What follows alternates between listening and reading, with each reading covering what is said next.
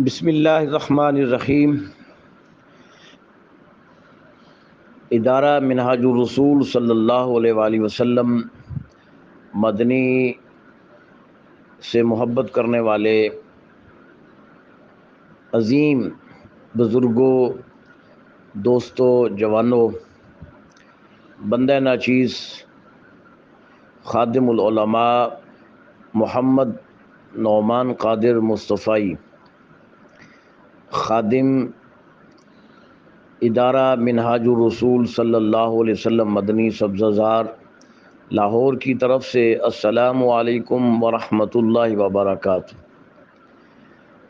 3-4 دن پہلے فقیر نے اسی گروپ میں عرض کیا تھا، کیونکہ یہ جو دن ہے حج کے دن ہے اور قربانی کے حوالے سے بھی گہما گہمی ہے، لوگ خرید و فروخت میں مصروف ہیں قربانی کے جانوروں کے حوالہ سے۔ تو عرض کیا تھا کہ اگر قربانی کے مسائل کے حوالے سے کسی بھائی کو، کسی دوست کو کوئی مسئلہ ہو تو وہ فقیر کے پرسنل نمبر پر وہ اپنا مسئلہ پیش فرما سکتا ہے۔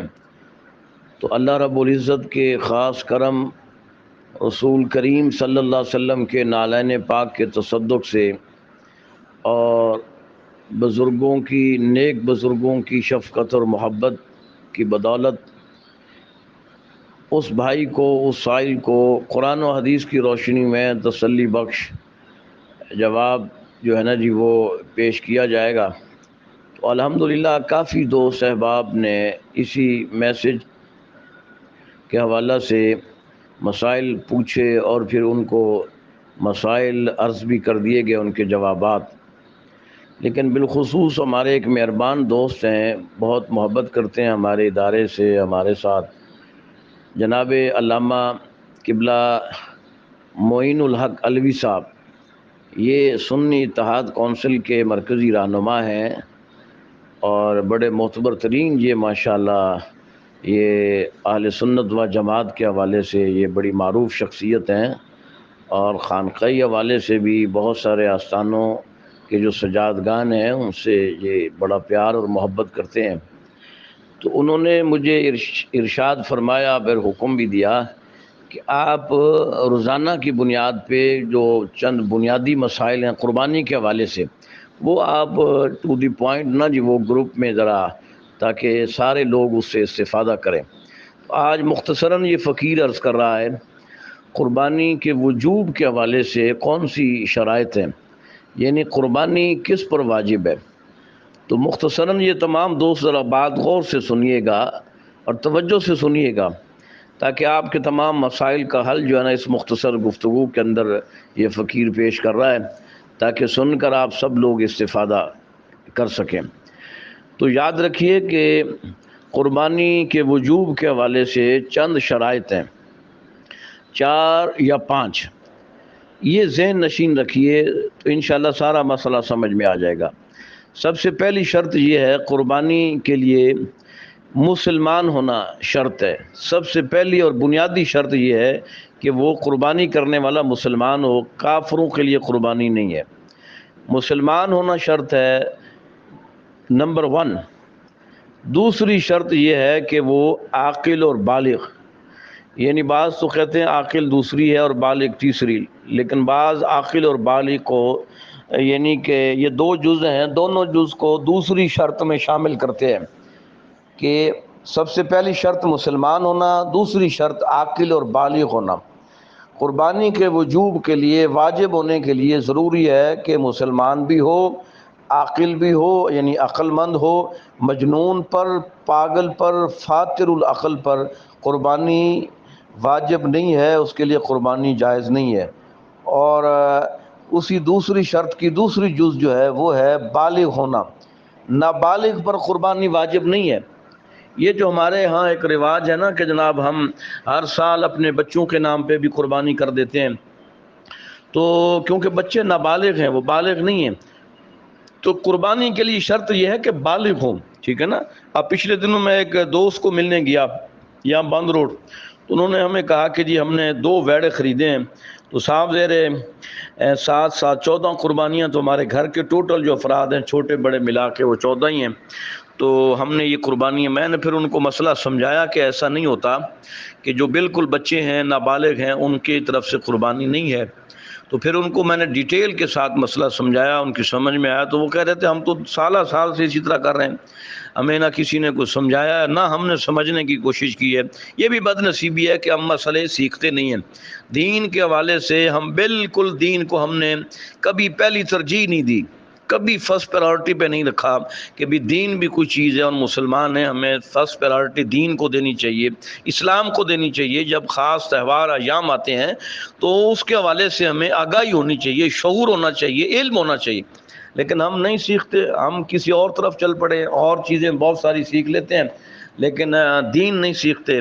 یا وہ جو خاص دن ہوتا ہے تو اس حوالے سے جو تہوار ہوتا ہے مسلمانوں کے حوالے سے جو ہم سیلیبریٹ کرتے ہیں وہ ہم نہیں سیکھتے. تو یاد رکھیے قربانی کے لیے مسلمان ہونا شرط ہے، عاقل و بالغ ہونا شرط ہے. تیسری شرط یہ ہے کہ مقیم ہونا لازم ہے. مسافر پر قربانی واجب نہیں ہے. ہاں اگر وہ قربانی کرنا چاہے تو کر سکتا ہے، منع نہیں ہے، لیکن اس کو فیسیلیٹیٹ کیا گیا ہے کہ وہ اگر سفر میں ہے تو قربانی وہ نہ کرے تو اس پہ کوئی گناہ نہیں ہوگا.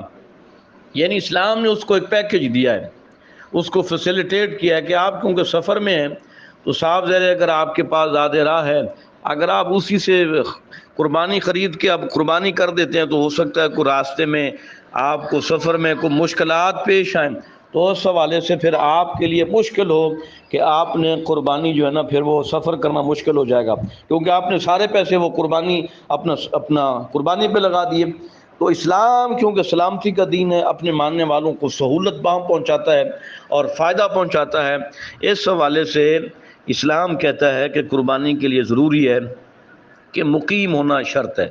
ٹھیک ہے. مسافر کے لیے آپ کو پتہ ہے کہ 52 کلومیٹر کی حدود سے جب باہر ہوگا تو جتنا وہ سفر کرے گا تو اسی دوران وہ مسافر ہی ہوگا، تو مسافر پہ قربانی نہیں ہے. چوتھے نمبر پہ ہے صاحب نصاب ہونا، یہ ضروری ہے اور یہ اہم مسئلہ ہے. صاحب نصاب ہونا یہ ضروری ہے.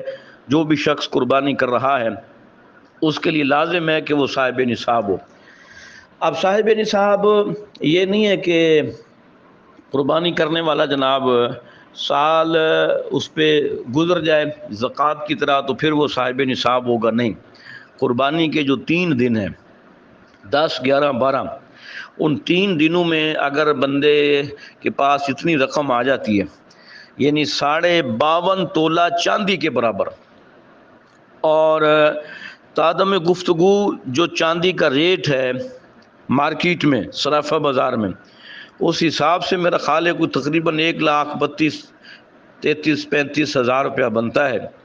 اگر ان 3 دنوں میں یا 3 دنوں سے پہلے اس کے پاس اتنا نصاب ہے، اتنی رقم ہے 1,32,33,000، حاجت اصلیہ کو نکال کر جو ضروریات زندگی میں وہ چیزیں استعمال کرتا ہے، گاڑی ہے، موبائل ہے، اے سی ہے، فریج ہے، پنکھے ہیں، کپڑے، جوتے، رہائش کے لیے مکان، کمرہ، جو اس کی ضرورت کو پورا کرتے ہیں، اس سے جو زائد از ضرورت ہے، مثال کے طور پہ کپڑے 20 جوڑے ہیں، 5 پہنتا ہے، 15 پڑے ہوئے ہیں، اس کے استعمال میں نہیں ہیں، اب ان 15 جوڑوں کی قیمت لگانا ہوگی. مثال کے طور پہ موبائل ایک ہے لیکن 6 7 رکھے ہوئے ہیں، کام ایک سے چل رہا ہے، باقی صرف فیشن کے لیے، تو ان 5 6 2 4 موبائلوں کی قیمت لگا کے حساب لگانا پڑے گا جو کتنے کے ہیں. گھر میں 6 7 10 کمرے ہیں، یوز میں صرف 3 ہیں، 3 کمرے مکفل پڑے ہیں، بند پڑے ہیں، استعمال میں نہیں ہیں، اب ان کا حساب لگانا پڑے گا کہ یہ 3 کمرے کتنی لاگت کے ہیں. اسی طرح اور بہت ساری چیزیں ہیں، دکان ہے، مکان کرائے پہ دیا ہوا ہے، دکان کرائے پہ دی ہوئی ہے، تو وہاں سے جتنی آمدن کہ جناب اتنی ہو جاتی ہے کہ 1 لاکھ سے زائد. مثالیں میں آپ کو دے رہا ہوں ذرا سمجھیے گا. یعنی صاحب نصاب 1,35,000. مثال کے طور پہ 52.5 تولہ چاندی کسی کے پاس نہیں ہے، 1 تولہ سونا ہے، اس حساب سے بھی آپ دیکھیں کہ یہ سونے کی قیمت کیا ہے، موجودہ ریٹ صرافہ بازار میں پتہ کریں، میں کہا یہ 2.5 لاکھ سے بھی زیادہ ہے۔ تو صاحب ظاہر ہے ایک تولہ سونا جس کے پاس پڑا ہے، جس کی ذاتی ملکیت ہے، وہ خاتون ہے، کوئی بیٹی ہے، کوئی بیوی ہے، کوئی ماں ہے، کوئی شوہر ہے، کوئی بھائی ہے، کوئی بیٹا ہے، جس کی ملکیت زیور ہوگا وہ صاحب نصاب ہوگا۔ اب ہمیں اپنے گھروں کی تلاشی لینی ہوگی۔ تلاشی لینے سے مراد یہ ہے کہ پتہ کرنا ہوگا گھر میں کتنا سونا ہے، کس کس کی ملکیت ہے۔ ہمیں آج تک یہ نہیں پتہ چل سکا کہ سونا کس کی ملکیت ہے۔ بیوی کہتی ہے شوہر کی ملکیت میں ہے، شوہر کہتا ہے بیوی کی ملکیت میں ہے، لیکن ہم آج تک اس کے مالک نہیں بن سکے۔ بس گھر میں پڑا ہے جی اتنا سونا ہے، 10 تولے سونا ہے، 20 تولے سونا ہے، مالک کوئی نہیں بنتا۔ کیوں؟ اس وجہ سے کہ زکوٰۃ نہ دینی پڑ جائے۔ تو یہ سخت گناہ کبیرہ ہے، ہمیں ان چیزوں کا بھی خیال رکھنا چاہیے۔ آج اسے گھر میں پڑے سونے کا حساب لگائیں کہ سونا کس کی ملکیت ہے، پھر اس حساب سے اس کا ریٹ نکالیں۔ اگر 1,32,35,000 سے زائد مالیت کا سونا یعنی 52.5 تولہ چاندی کے برابر جو رقم ہے وہ زائد ہے از ضرورت، تو پھر وہ بھی صاحب نصاب ہے، اس پہ بھی قربانی واجب ہے۔ گھر میں 10 فرد ہیں، کہتے ہیں نہیں بس تھوڑا تھوڑا پیسے جمع کر کے فنڈنگ کر کے جناب اس میں ہم ایک